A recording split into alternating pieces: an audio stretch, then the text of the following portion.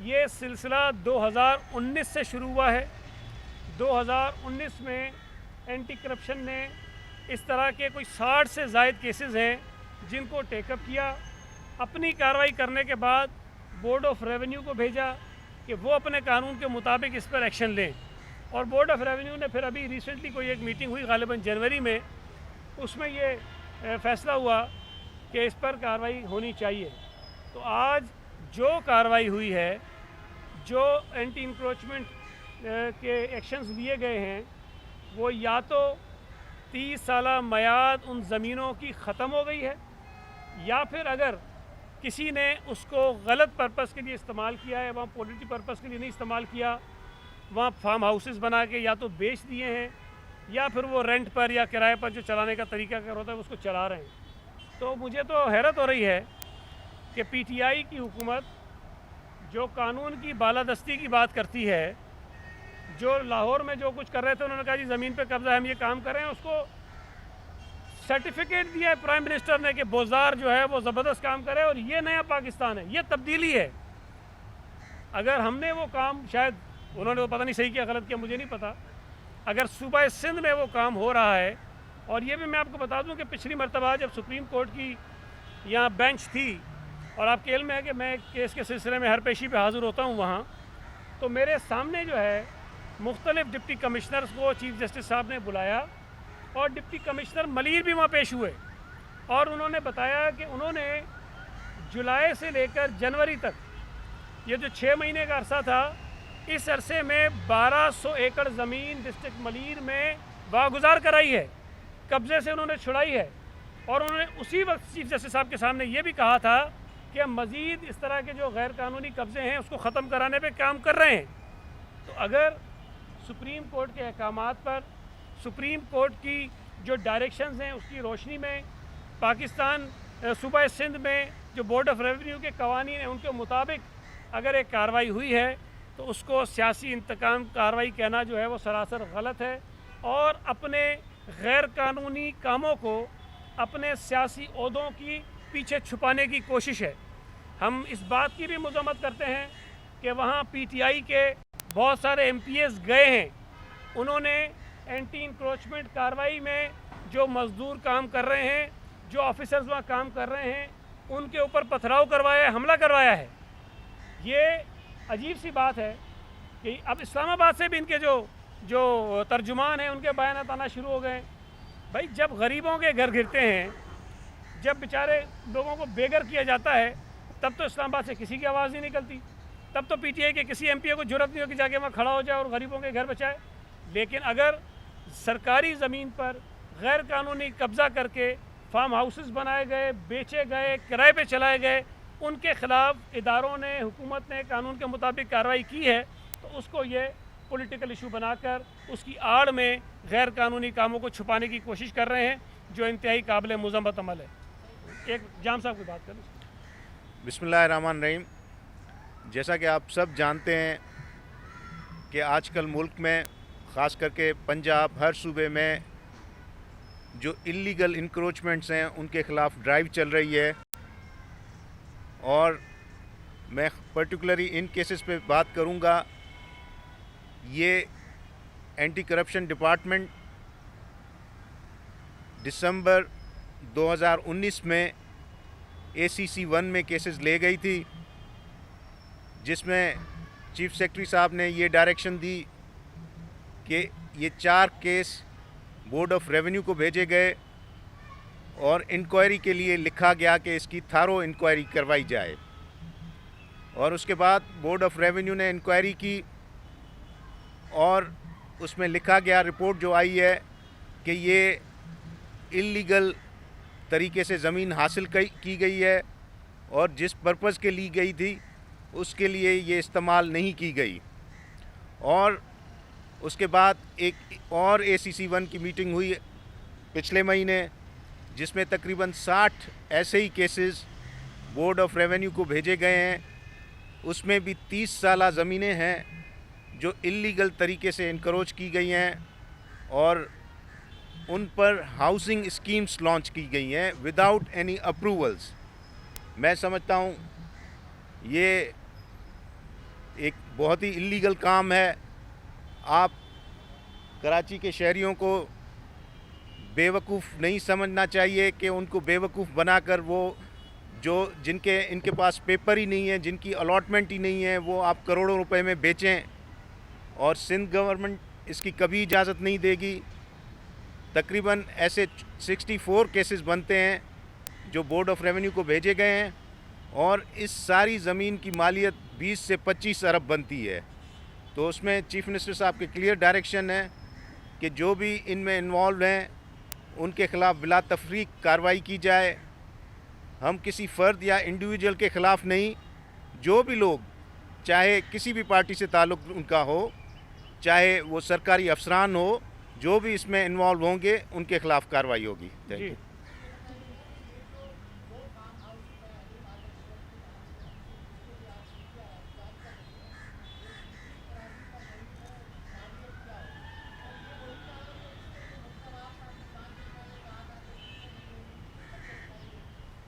देखिए, पहली बात तो ये, जिस तरह मैंने अभी कहा, हलीम आदिल शेख के नाम से जो हमारे पास सरकारी रिकॉर्ड महकमे के पास मौजूद है, उनके नाम से कोई ऐसा फार्म हाउस नहीं है। अब अगर किसी और के नाम पे उन्होंने बना के रखे हुए हैं या किसी को आगे बिठाया हुआ है तो मुझे इसका इल्म नहीं है, वो उसकी खुद वजाहत करेंगे। लेकिन ये सिर्फ 2 फार्म हाउसेस के ख़िलाफ़ कार्रवाई नहीं हो रही, मैं आपको फिर कह रहा हूँ। पूरे डिस्ट्रिक्ट मलीर में 2 देह हैं जिनमें मुख्तलिफ़ मकामात पर कार्रवाई जारी है, और ये जारी रहेगी। मैं आपको ये बता दूँ, जारी रहेगी, और इसमें मुख्तलिफ़ अफराद हैं। अब अगर उसमें कुछ लोग ऐसे आ गए हैं जो या तो इनके फ्रंटमैन हैं या इनके कोई और ताल्लुक़ वास्ते वाले हैं, मुझे इसका नहीं पता, तो उस बात को बुनियाद बनाकर ये तासुर ना दें कि जी इनके ख़िलाफ़ हुआ है कुछ। अब मुझे नहीं पता मुज़फ़्फ़र साहब जो आप कह रहे हैं, लेकिन आपके इल्म में है कि एक तहकीकात एंटी करप्शन ने की है जिसमें हलीम आदिल शेख साहब का नाम है ज़मीन पे कब्ज़ों के हवाले से, और वो 400 एकड़ से ज़्यादा की ज़मीन है। जामशोरों में भी, हाँ, और जामशोरों की ज़मीन भी कोई है।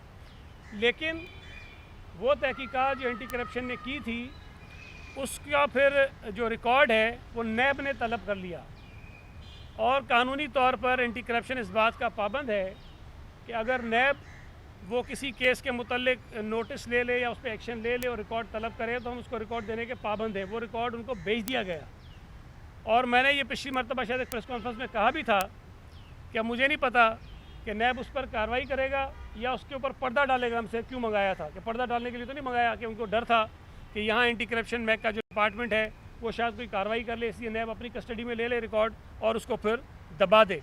तो ये अब नैब के पास है, और नैब उस पर कार्रवाई करे, और जो जिम्मेदार है उसको जेल में डाले, बंद करे।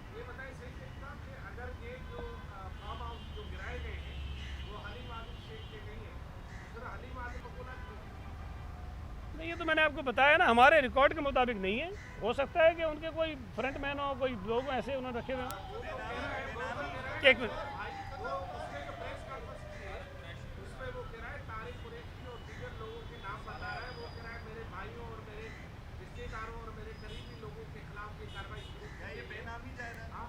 देखें, मैं फिर अर्ज़ कर रहा हूँ कि ये जो एंटी इंक्रोचमेंट की ड्राइव है, ये कोई 2 फार्म हाउसेस के ख़िलाफ़ नहीं है। ये पूरे मलीर में मुख्तलिफ़ मकामात पर ऐसी ज़मीनें जिनकी 30 साल की लीज़ ख़त्म हो गई, उनके ख़िलाफ़ है। ऐसी ज़मीनें जिनकी लीज़ अभी ख़त्म नहीं हुई, लेकिन उनका जो यूज़ है वो गलत तरीके से, गैर कानूनी तरीके से हो रहा है।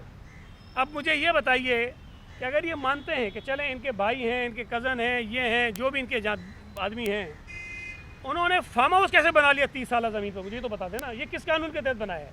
क्या इस मुल्क का कोई कानून इनको ये इजाज़त देता है कि वो 30 साल लीज़ पर ली हुई ज़मीन, उसके ऊपर फार्म हाउस बनाएं, उसको बेचें, उसको कमर्शियली इस्तेमाल करें?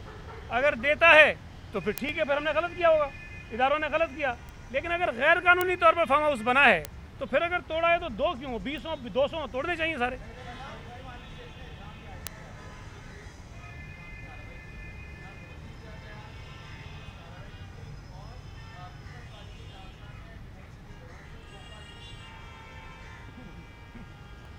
यार मुझे समझ नहीं आती बात कि अगर देखें अगर उनके पास कोई स्टे ऑर्डर है तो वो कोर्ट में चले जाएंगे, उनका इख्तियार है, हक है, चले जाएं। लेकिन मुझे इसका इल्म नहीं है, लेकिन लूट मार करने का तो मुझे नहीं समझ आती तो क्या है। लेकिन ये जो बाद में गए थे इनके MPs वहाँ जिस तरह वो हमलावर हुए हैं, तो मुझे तो समझ नहीं आई बात कि ये चाहते क्या हैं, ये क्या चाहते हैं कि अगर ज़मीन के ऊपर किसी ने कोई गैर कानूनी तजावज़ात कायम की हुई है तो हम उसके खिलाफ़ कार्रवाई ना करें, अगर तो उनके पीछे PTI है तो हम उसके खिलाफ़ कार्रवाई ना करें, अगर तो उसके पीछे लीडर ऑफ द अपोजिशन तो हम उसके खिलाफ़ कार्रवाई ना करें, अगर तो इनके MPs जाकर खड़े हो जाएँ तो हम उसके खिलाफ़ कार्रवाई ना करें। अगर तो ये चाहते हैं कि इनको ये इजाज़त दे दी जाए कि ये गैर कानूनी तामीरात भी करें, गलत तरीके से ज़मीनों को इस्तेमाल करें, उससे अरबों रुपए कमाएं और हुकूमत उसमें कुछ ना करे, तो ये तो अलग बात है, ये हो नहीं सकता है। लेकिन आप उनसे सवाल ये ज़रूर करें, ये ख़ुद कह रहे हैं कि फार्म हाउसेस टूटे हैं, तो पूछें कि क्या ये 99 ईयर्स की लीज वाली ज़मीन थी जिसके ऊपर फार्म हाउसेस बने हुए हैं, या ये 30 साल थी? ये सवाल उनसे आप कर लें।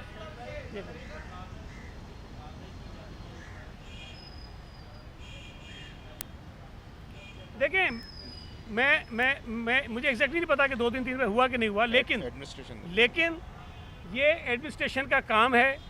और इन तमाम चीज़ों पर मैंने आपको बताया ना कि 2019 से इन ज़मीनों पर एंटी करप्शन का डिपार्टमेंट, बोर्ड ऑफ रेवेन्यू और जो लोकल रेवेन्यू ऑफिसर्स हैं उस पर काम कर रहे हैं। इस तमाम अरसे में बहुत सारे लोग अदालतों में भी गए होंगे, तो ऐसे तो नहीं गए होंगे ना, कोई नोटिस आया होगा, कोई चीज़ हुई होगी, इस पर वो गए होंगे और फिर अदालतों के उस पर फैसले आए होंगे। तो ये सारी चीज़ें बड़ी वाज़ेह हैं। मैं तो बुनियादी सवाल है ना, मैं किसी चीज़ में नहीं जाता हूँ। आप उनसे पूछें कि ये फार्म हाउसेस 99 साल लीज वाली ज़मीन थी या 30 साल लीज वाली ज़मीन थी। एक मिनट, अच्छा ये कर एक मिनट, जी जी जी जी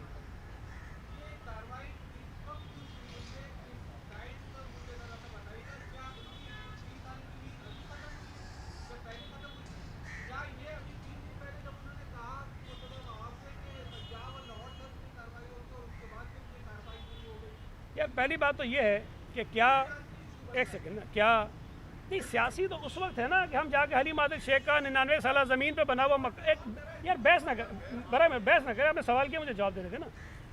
देखिए, या तो हम उसका 99 साल लीज पर इसके नाम पर बना हुआ मकान तोड़ दें, आप कहें जी सियासी कार्रवाई है। एक सरकारी ज़मीन जो 30 साल मकसद के लिए दी गई है कि हम उस पर पोल्ट्री फार्म बनाएंगे या कोई और काम करेंगे जो कानून के मुताबिक है, उस पर फार्म हाउसेस बना दिए जाएँ। आप मुझे बता दें ये जायज़ है? अगर वो जायज़ है तो फिर हमने गलत तोड़ा, लेकिन उसकी कोई टाइमिंग तो नहीं है ना कि जी अब हम नहीं तोड़ेंगे, कल तोड़ेंगे, कल नहीं तोड़ेंगे, महीने के बाद तोड़ेंगे। जब भी 2019 से इसके ऊपर सारी कार्रवाई हो रही थी, जब इदारों के पास ये चीज़ मुनासिब आई होगी, उनको डॉक्यूमेंट्स मिले होंगे, मीटिंग्स हुई हैं, मैंने आपको बताया जनवरी में, उसके बाद ये फैसला हुआ। तो इसके लिए कोई दिन 1 साल पहले मुकर्रर नहीं होता कि हम अगले साल की 1 जनवरी को तोड़ेंगे। तो गैर कानूनी चीज़ है, गैर कानूनी काम है, जब भी एडमिनिस्ट्रेशन ये समझेगी उससे तो फैसला करके तोड़ सकते हैं।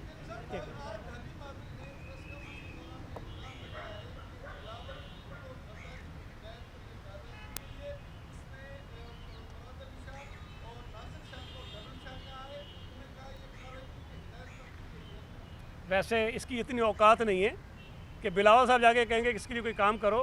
ये काम कानून के मुताबिक जो डिपार्टमेंट से उन्होंने किया है और मैं समझता हूँ कि अच्छा काम किया उन्होंने। ये बता दें कि 12 साल से आपकी हुकूमत है, तो ये 52 मुकदमात का जिक्र कर रहे हैं अपना जनाब इकराम उल्लाह साहब, तो क्या आपके इदारे सही काम कर रहे हैं? आप ये मानेंगे? ये क्यों नहीं कार्रवाई की जाती? वो कह रहा है कि 2002 से यहाँ फार्म हाउस बने हुए 2002 से 12 साल से आपकी हुकूमत है, तो आपके इदारे, आपकी हुकूमत कहाँ थी इतना अर्सा? देखिए, बहुत सारी चीज़ें हैं, सिर्फ ये कोई फार्म हाउसेस का तो इशू नहीं है ना। कराची शहर में या पूरे मुल्क में ऐसे बहुत सारे इशूज़ हैं जिनको शायद नहीं होना चाहिए था, लेकिन हैं। लेकिन इस दलील की बुनियाद पर कि जी 2002 में हमने चूँकि गंद कर दिया है, अब इस गंद को सारी ज़िंदगी आपने साफ़ नहीं करना है। उस दौरान में आपको पता है कि बहुत सारे लोग अदालतों में गए, कुछ हुआ, बहुत सारी चीज़ें हुई। अब सुप्रीम कोर्ट ने बहुत सारे स्टे ऑर्डर्स निचली कोर्ट्स के ख़त्म कर दिए हैं और वाज़ेह हिदायत हैं कि ज़मीनों पर गैर कानूनी कब्ज़े ख़त्म करवाए जाएँ। तो मैं समझता हूँ कि मेरे पास तफसील नहीं है, लेकिन यकीनन बहुत सारे लोगों ने अदालतों में केसेस किए हुए होंगे मुख्तलिफ़ औक़ात में, इसी वजह से किए होंगे कि उनका गैर कानूनी काम है। अब जाकर अगर डिपार्टमेंट्स के पास कोई ऐसी चीज़ आई है जो मुख्तलिफ़ कमेटीज़ हैं उन्होंने रिकमेंड किया है, उसके बाद अगर एक फ़ैसला हो तो अप्रिशिएट करना चाहिए यार। बात यह है कि 2002 में काम गलत हो गया तो उसको अब ठीक ना करें आप, क्योंकि कब्ज़ा उन्होंने कर लिया, बेच दिया तो छोड़ दें इनको।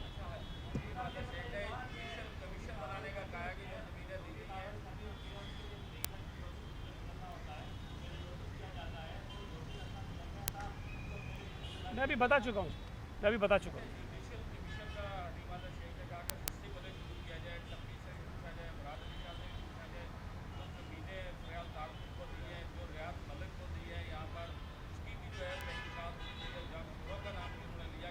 देखिए हमारे ख़िलाफ़ या हमारे मुतल्लिक़ तो मुख्तलिफ़ अदवार में मुख्तलिफ़ अदालतों में भी केसेस चलते रहे हैं, नैब भी करती रही, हम तो सारी चीज़ों को फेस कर रहे हैं, ना। अब मुझे नहीं समझ आती बात कि अगर कोई 2-4 ऐसे फार्म हाउसेस टूट गए हैं जो गैर कानूनी तौर पे बने हुए थे, जो इनके आदमियों के निकल आए हैं, तो उसको बुनियाद बना के एक अच्छे काम को मुतनाज़ा तो ना बनाए ना। इसको तो अप्रिशिएट करना चाहिए कि ठीक है भाई, आप 200 तोड़े और 2 हमारे भी टूट गए तो कोई बात नहीं, वेल डन, शाबाशी देनी चाहिए यार। हो गया जो आपने कहा कि जो केसेस आपसे नेब ने मांगे, ऐसा तो नहीं है कि नेब इनडायरेक्टली हलीम आदम शेख को मैंने ये कहा है, मैंने ये बताया अभी कि मुझे नहीं पता कि उसके ख़िलाफ़ कार्रवाई करने के लिए मंगाया है या उसके ऊपर पर्दा डालने के लिए मंगाया है। लेकिन नंबर्स मेरे पास नहीं है, लेकिन ये हज़ारों एकड़ ज़मीन है और बहुत ज़्यादा हैं।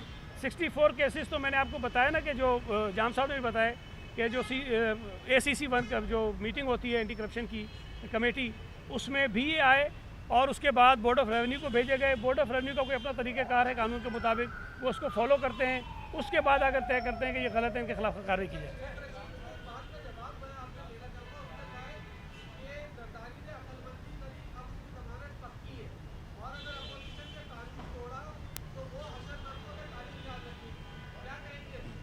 देखिए, पहली बात जो आपने कही है ये बड़ी एक सीरियस बात है। मैं समझता हूँ कि इसका नोटिस तो उस अदालत के उन मौजूद जजेस को लेना चाहिए जिन्होंने आसिफ अली जरदारी साहब को हेल्थ की बुनियाद पर ज़मानत दी है। ये एलिगेशन मेरे ऊपर नहीं है, पीपल्स पार्टी के ऊपर नहीं, आसिफ अली जरदारी साहब के ऊपर नहीं है। ये एलिगेशन इस वज़ीर ने उस अदालत के मौजूद जजेस पर लगाया है जिन्होंने ये ज़मानत दी है। उसने तासुर देने की कोशिश ये की है कि शायद उन जजेस ने किसी इशारे पर यह ज़मानत दी है, तो इसका नोटिस अदालत दे। जो दूसरी बात आपने कही, मैं अभी हैं बड़े बेशरम वज़ीर हैं ना, क्योंकि वज़ीर आज़म ख़ुद इस तरह की बातें करता रहा है। PTI की हुकूमत और इमरान ख़ान या PTI जमात के तौर पर आपको याद होगा कि इन्होंने सिविल नाफरमानी की तहरीक के लिए लोगों को उकसाया। इन्होंने पाकिस्तानियों को कहा कि टैक्सेस मत अदा करो। इन्होंने पाकिस्तानियों को कहा कि बाहर से पैसा रेमिटेंसेस के ज़रिए मत भेजो, हुंडी के ज़रिए भेजो। इन्होंने पाकिस्तानियों को कहा कि अपने बिजली के और गैस के बिल्स मत अदा करो। वो लोग अब हमें ये समझा रहे हैं अगर तुमने कोई गैर कानूनी काम किया तो हमारा वॉशर करेंगे। ये बात लिख के ले लें कि जिस दिन यहाँ से लॉन्ग मार्च शुरू होगा पाकिस्तान के हर शहर से, इनके तमाम वज़ीर अगर अपने घर छोड़कर ना भागे तो आप मुझे कहिएगा, मैं भी यहाँ बैठा हूँ, वो भी हैं।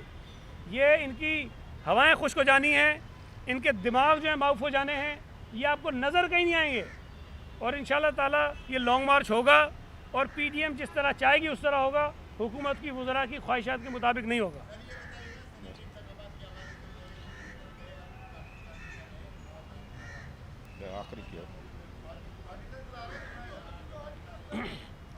देखें, आप अंदाज़ा लगाएं कि ये कितने फ्रस्ट्रेटेड हैं